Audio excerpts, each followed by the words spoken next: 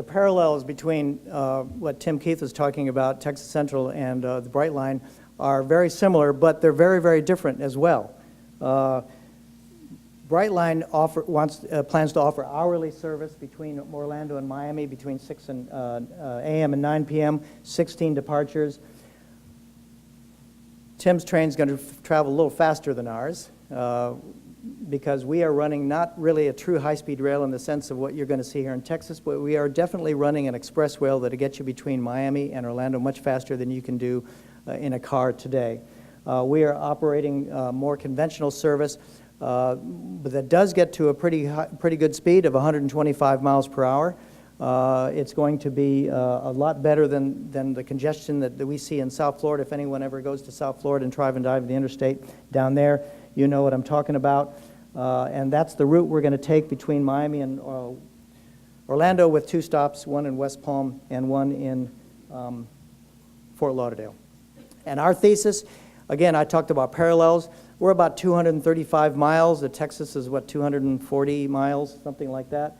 The thesis is that 3-hour ride, or that 235 or 40-mile trip, is the sweet spot to make you decide, to encourage you to decide whether you can get out of your car or get out of the airplane and get on a train. In our case, if you have a 4 or 5 hour drive, you might fly. If you have a 2-hour drive, you might take the car. But in Florida, you have the option to take this train. Will get you there in 3 hours. He talked about the travel times, the number of trips that occur between these two major cities. In our case, we counted actually 500 million trips that go between South Florida and Central Florida every year. 500 million. If we narrowed that down to people within about 20 minutes of our stations, that's about 100 million trips. Why is that so many? What's going to make Brightline successful in Florida is our tourist-based economy. About 70% of our riders are going to be tourists. And with 105 million people who visited Florida last year, 65 million visited Orlando. Orlando is the most visited city in America. Las Vegas may argue with that, but we are. We have an opportunity to capture a fairly reasonably small percentage of those trips and make a sustainable enterprise, and that's what we intend to do. As I said, we're going to stop in 2 intermediate cities, West Palm and Fort Lauderdale, about 30 minutes between each stop. Our first train set was just delivered. It's built by Siemens. It's wonderful. Somebody from Siemens is here. Raise your hand wherever you're sitting, and thanks Siemens for doing a great job on building our train.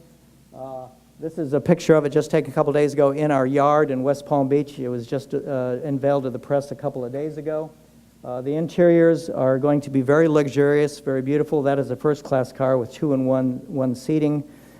We also are fully ADA compliant, where you will be able to push a wheelchair down the aisle, and with also an interesting what do you call it? A gap filler that they have put in. So a plate that comes out and allows you to roll luggage or a wheelchair onto the train without hitting the gap. Bike storage on the train, picture of the locomotive. One of the other things that's different about our company is we're building a rail system in the old-fashioned way. We are not only a transportation company, but we are a real estate company. And this business we are building is also a real estate business. And that's what we think is going to contribute to a success. That is exactly what Henry Flagler did in 1890 when he brought his train down from Jacksonville all the way to Key West. He built 9 hotels along the way, and he built his train so he could take people to his hotels. One of the most famous is the Breakers Hotel, which still stands. That's not the Breakers as you see it today. That's the first Breakers Hotel. 2 of them burned down, so the third one they decided to stop building it with wood, and they're using it now. This is what our stations are going to look like in terms of transit-oriented development. We are the poster child for transit, for a transportation company building their own transit-oriented development, we think, in the country. This is Henry Flagler's rail yard, Miami Station, Flagler Station in downtown Miami in 1895. There's a little roof there you can see. We own that property still. We never developed it. It's been parking lots for 45 years after that train station was torn down and those tracks were pulled up. It became a parking lot that, fortunately, we kept the land. That 9-acre trapezoid in red there is where Henry Flagler Station was, and we plan to turn that into something akin to a small city within a city in downtown Miami, with 2 30-story residential towers, 2 office buildings, and eventually to the left you see a representation of what will eventually be a future super tower that could rise up to 90 stories. Already around that area in downtown Miami, other people have bought up properties and are planning developments, an 1,800-room hotel, shopping. Our train station will be, these are some construction views of what's going on right now. It is over 50% complete, 70% complete. This is what it will look like from the ground with the 2 towers, and you can see the Brightline train coming out there 50 feet in the air from downtown Miami. So you'll be living and working right above the train station. And also we're going to have 5 platforms because we're pulling in their local commuter rail in South Florida. It's called Tri-Rail that runs in 3 counties. And we're pulling them into our station. So every other Tri-Rail train will go to downtown Miami. They don't do that today. They go to the airport. This is the pardon me, Fort Lauderdale station, under construction. West Palm Beach station, all over 70% complete. And an apartment building we'll be building in West Palm Beach will be under construction soon. And then when we head north in Phase 2, Phase 1, by the way, Miami to West Palm Beach, will start operating with revenue service this summer of 2017. We will be carrying passengers between Miami and West Palm Beach, Phase 1. That's 65 miles, not a long way, but it's a start. Then we're going to take people north to Orlando. That area right there we call the Cocoa Curve is right near Cape Canaveral, the Kennedy Space Center, and we'll go turn west. We're leaving our corridor, which is Henry Flagler's corridor, which we own, and we'll take you to Orlando, where our station is under construction right now. Downtown Orlando, Orlando Airport Terminal is building a brand new terminal to the south of the existing one. In the center of that terminal will be a new intermodal station, which we will be a tenant in. That's under construction right now. We expect it to be ready for us in 2019. And we are going to have a huge economic impact on the state as well.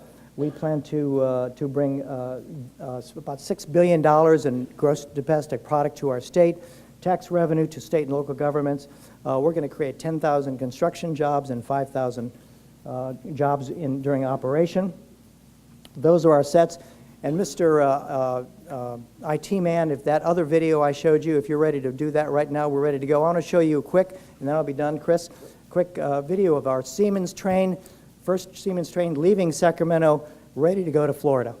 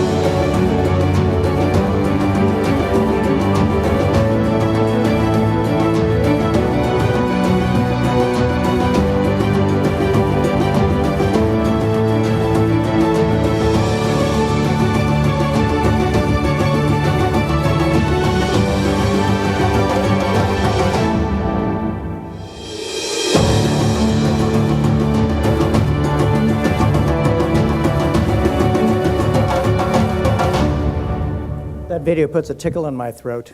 Y'all come visit us. Thank you very much.